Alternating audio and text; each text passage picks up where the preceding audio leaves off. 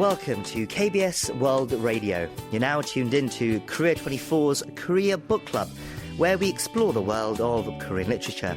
This is our weekend replay edition, playing back our book segment from Wednesday's show.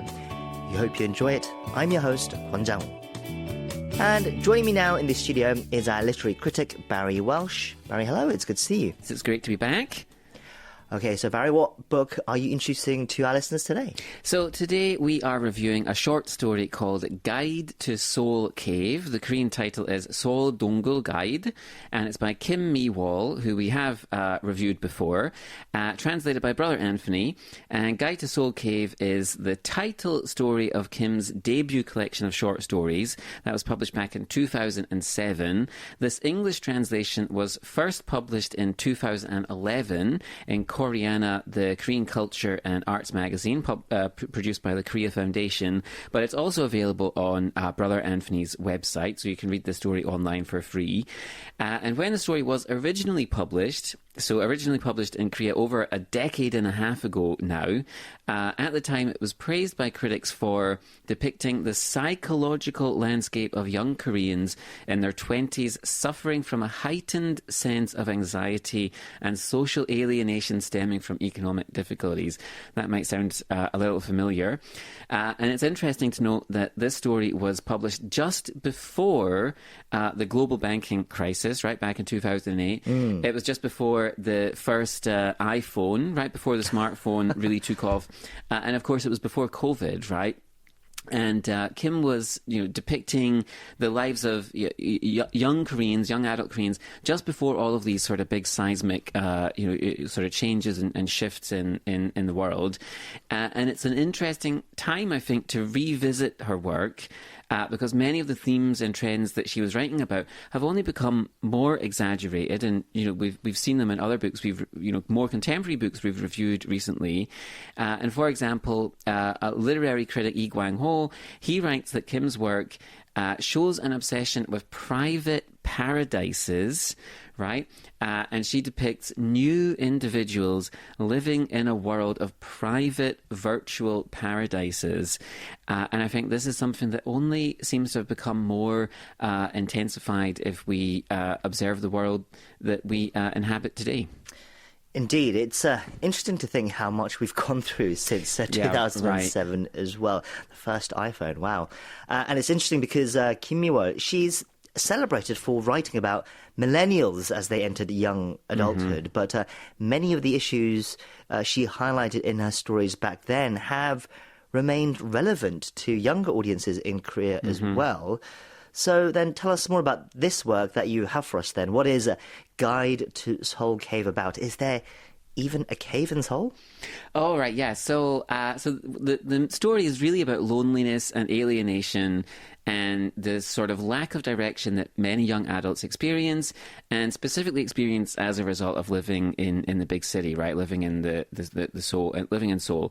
And the story suggests that these young adults, represented by the narrator, this unnamed young woman, they're increasingly economically excluded from pursuing traditional paths to a full life that might have done in the past, right? These paths have been denied to them, or at least made increasingly difficult, starting a family or getting married or these types of things, right?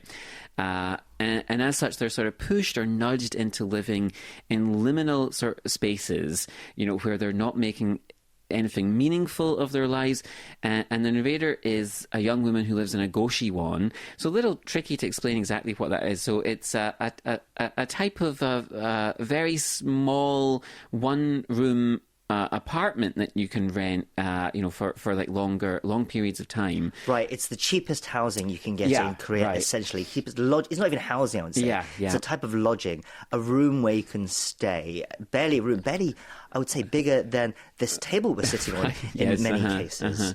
Yeah, so she's one of these young adults, in this building, dozens of rooms, maybe 100 rooms, and they're all full of people like her. And she works as a tour guide in an art. You were asking, is there a cave? It's an artificial cave and it's designed to show, school children what a real cave would look like, right? So she dresses up in spelunking equipment and gear, and she shows children, groups of school children around this sort of mocked-up version of a cave with stalactites and so on. Right. And as the story begins, she's haunted by images of a dead woman and child, and she's repressing the full understanding of what those images mean. That becomes significant in the story. And she's also experiencing some kind of stress-related digestion problem.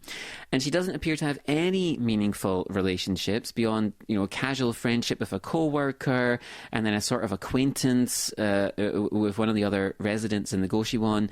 And her directionlessness is captured at the beginning and again at the end of the story when this image comes back. But at the beginning of the story, she wonders, if you're standing at a crosswalk where the red and green lights are both lit up, what are you supposed to do?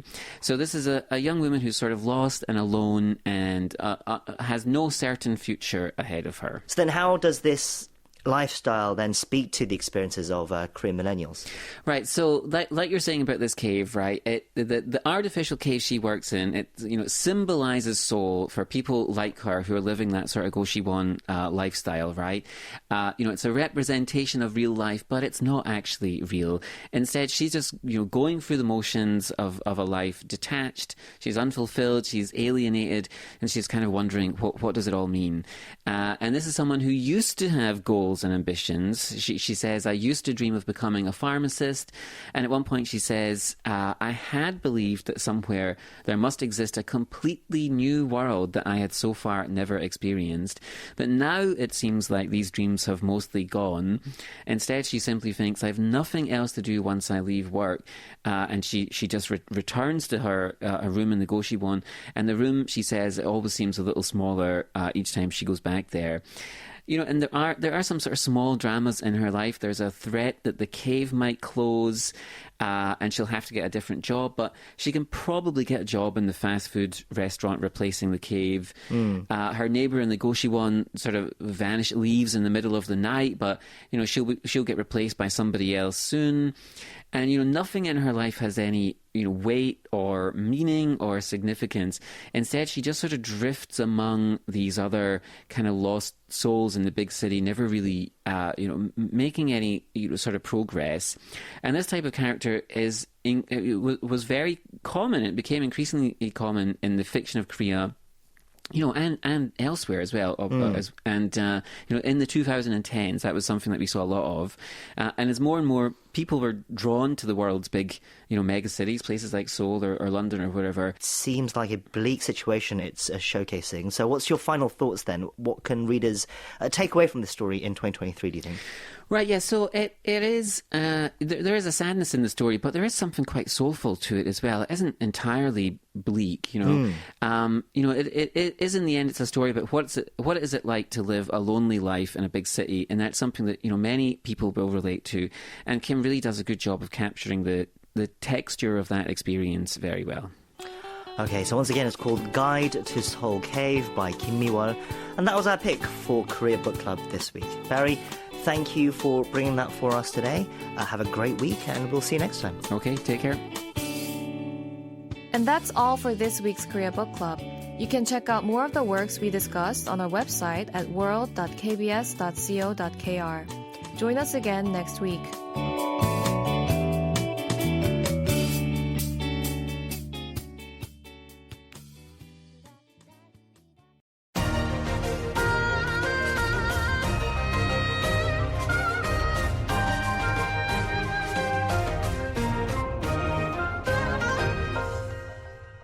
KBS World Radio